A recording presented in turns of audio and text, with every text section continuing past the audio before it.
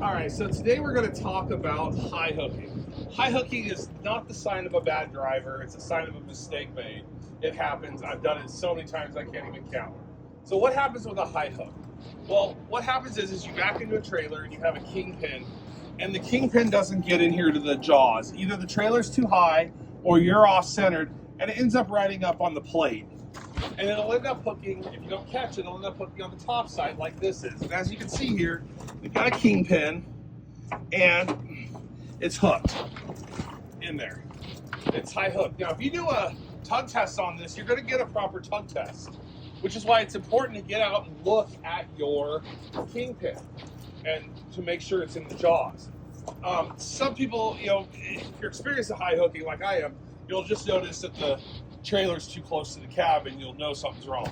But if you get out and look and you see the kingpin is above the fifth wheel and not in the fifth wheel, you got a high hook.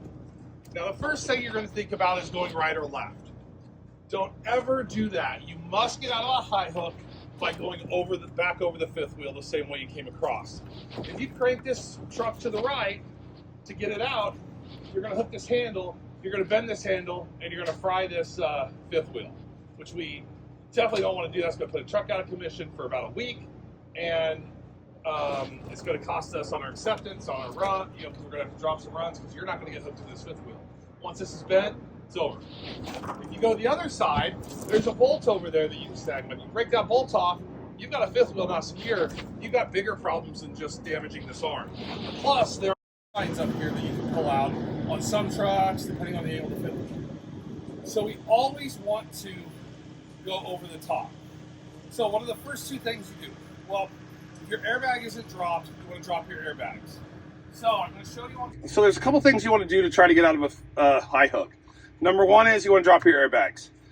In the Volvos, the airbag dump button is right here, and that's on the Kenworth. It's going to have an up and down arrow as well.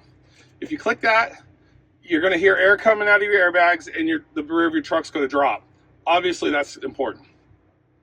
When you're done, when you're out of the high hook, and you got your trailer hooked up, inflate them again, you'll be ready to go. Do not drive with your airbags dumped.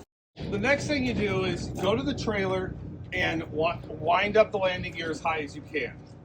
And get that as high as you can. Obviously, an empty trailer is easier than a full trailer.